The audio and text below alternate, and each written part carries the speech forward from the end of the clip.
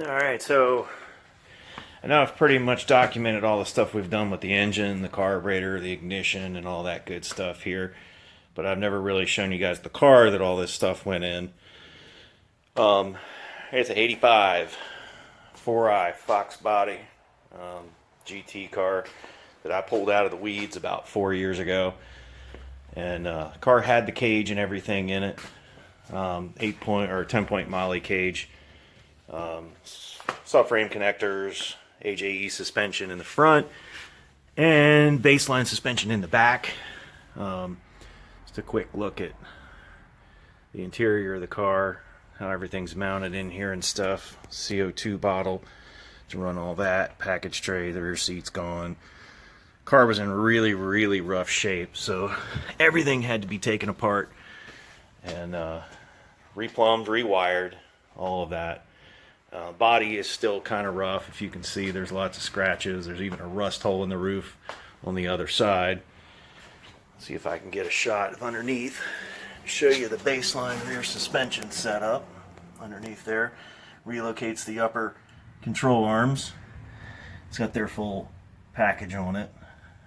8.8, 33 spline axles, C-clip eliminator spool, 355 gears.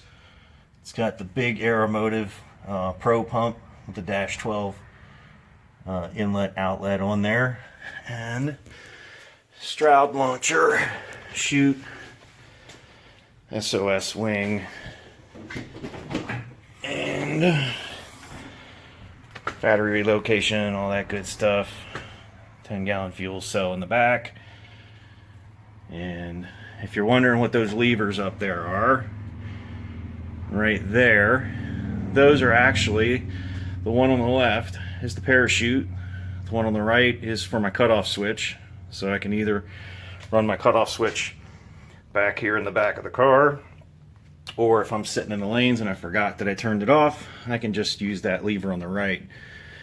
The middle one ties both of them together, so if in the event the throttle sticks, I can push the middle one, shuts down the power, the fuel pump, dumps the chute, does it all at one time.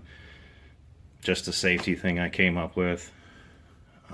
Obviously it's got a Kirky seat, kind of the usual stuff there. And that's about it. And let me see if I can get a clip of my latest time slip. And I'm going to put a link in the video also of my first 8-second run.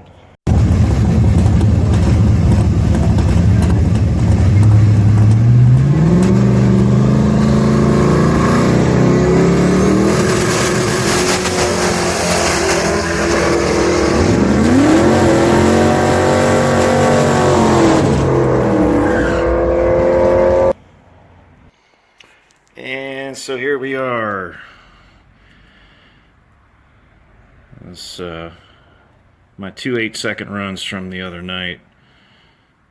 Obviously the best of an 890 at 155 and a half, 572 at almost 123 in the 8th mile. That is with a 148 low gear turbo 400, which is going to be changed because I just bought a Cohen 210 140 3-speed gear set, so we're hoping to run 850s with that next year.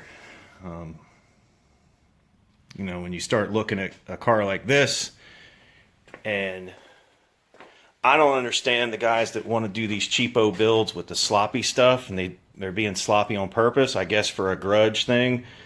But I took my time when I did the wiring. I'm not an expert, I'm not Speedwire or any of these guys, but it doesn't take much effort to tie things up and try to do it halfway neat. In the event you do have a problem in the future, you can actually track down the wires and stuff. I'll show you my wiring. This is the messiest part right here because I added on the data logger afterwards, but that's my sub panel that I made. Just a way to keep things neat. The main fuse panel's on the other side of the kick panel down by my feet, and that's all a painless kit, and then I made the sub panel myself, but just try to make things as neat as I can with the budget I have. Just because you don't have a big budget doesn't mean you got to be sloppy. So, and I don't get that, but I guess to each their own, right? And So anyway, yeah, the car came with the Convo Pros. I'm not a big fan of them, but they're light and they fit, and it's still a 4-lug flyer, so we'll go with it. It's got 5/8 studs. I think it'll be fine until I get somewhere in the low 120, 60 foots, and then I might have to change it over to a 5-lug at that point. But yeah, I'll put a link in for one of my runs, and that's about it.